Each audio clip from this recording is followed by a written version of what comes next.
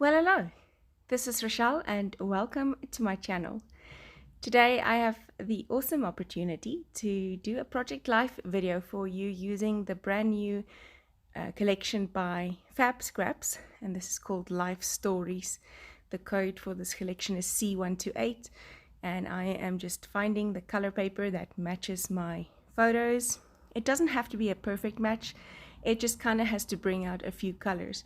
And so I think I kind of like this one for this. So to cut it, I always cut off the branding strip, and once that is done, I take my existing pocket, and in this case I am working at the back of another layout, the week 5 layout. So I know that it has to be 15 centimeters high and 10 centimeters across each one of these little sleeves. So I'm just cutting and there is always on these 12 by 12 papers, because it's not a perfect 30 by 30, there is a few extra little bits and bobs.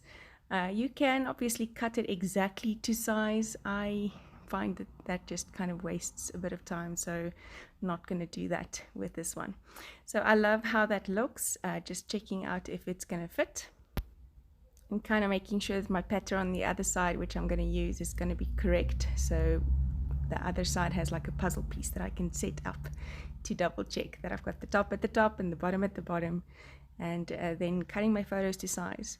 I find that using a trimmer like this, so a guillotine type trimmer, as opposed to a blade trimmer, I think that would be the right word, works best for me with cutting my photos to size.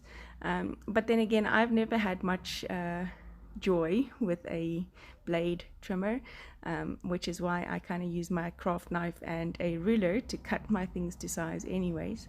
But that's just me. So that's the other part that I really like about Project Life, is that you're able to fiddle and find what works for you. Next up, I'm taking a Nougat Gelato and a small makeup blending brush with the beautiful stencil that comes with this collection.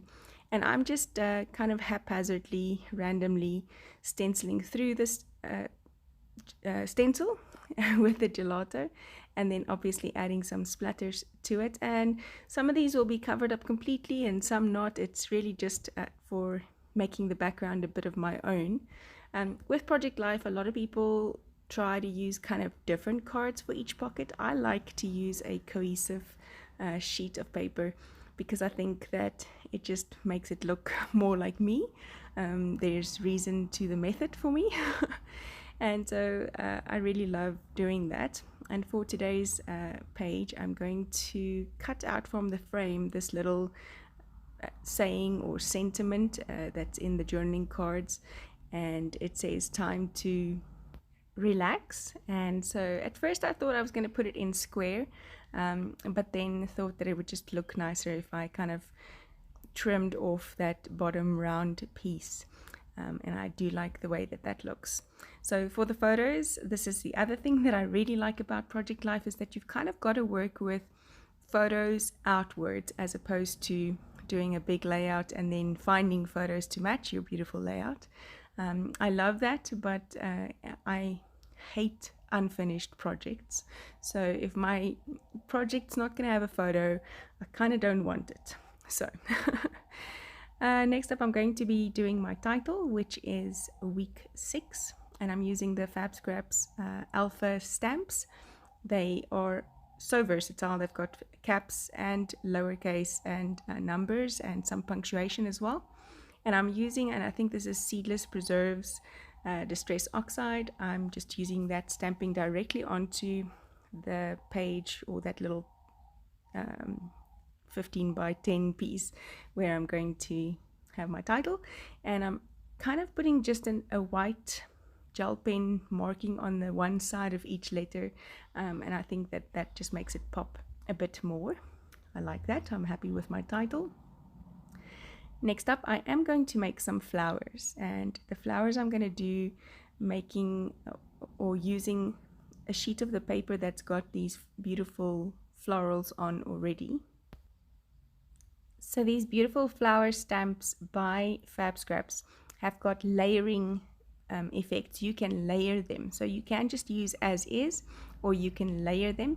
And I've stamped them on the floral paper and on a more neutral color, and I'm going to layer it like that. The floral piece at the very bottom, I cut out 3 different sizes, or stamped 3 different sizes, and then I'm cutting it out like that, which I only see now that it kind of cut off at the bottom there where I'm cutting.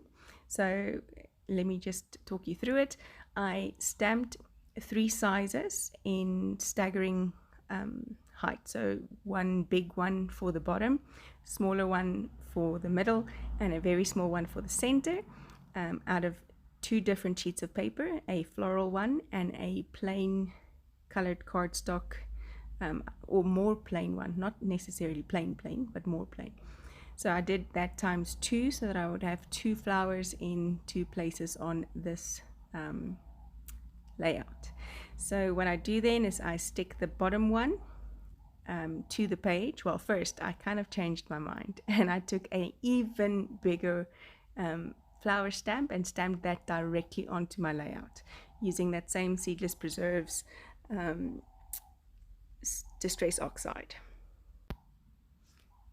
So by doing that directly onto my layout, it adds yet another dimension to the already 3 layers of this flower. So I did stick them with gel medium. At first I thought I was going to use the Tombow Glue, but I didn't want dimension as much as I wanted it to kind of last, so I did stick it with gel medium. And then I took some of these beautiful bling pieces that comes with this kit. It is just absolutely gorgeous, soft pink, and it just fit the layout perfectly, and added that as the stamen, the inner of the flower. Now here's the thing, if you want to check out how flowers are made by an expert, these paper flowers, using this exact same stamp, keep an eye on the Purple Magnolia on Facebook. She has little tutorials on how to fold these flowers and even make them dimensional. I'm so impressed, I'm telling you, I'm learning so much. So here's the part where I stamp it directly onto my layout, just underneath where I'm going to stick them, and you will see the method to the madness. It just adds really another dimension. So then I'm sticking down my flowers, so the flower is kind of tucked in behind the photo. Sorry, not the flowers, the photo. Okay, I've never done really voiceovers for my project life, so it is a new thing. I used to do them with my Coffee Chronicles, and that was a lot of fun, but I would like to share with you some project life. It's such a good project to keep track of the everyday moments of your life and helping you to remember to take a picture of a picture-worthy moment, and then also to print them and have them in a layout so that others can join in with the fun you had during your year every week, the small things, what you ate.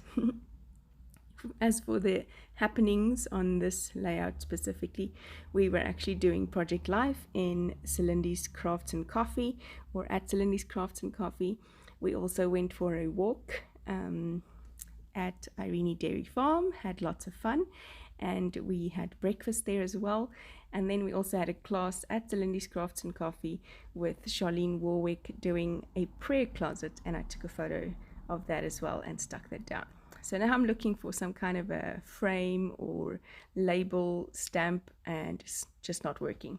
So in the end, I just cut a straight piece of paper, well, as straight as it's gonna get.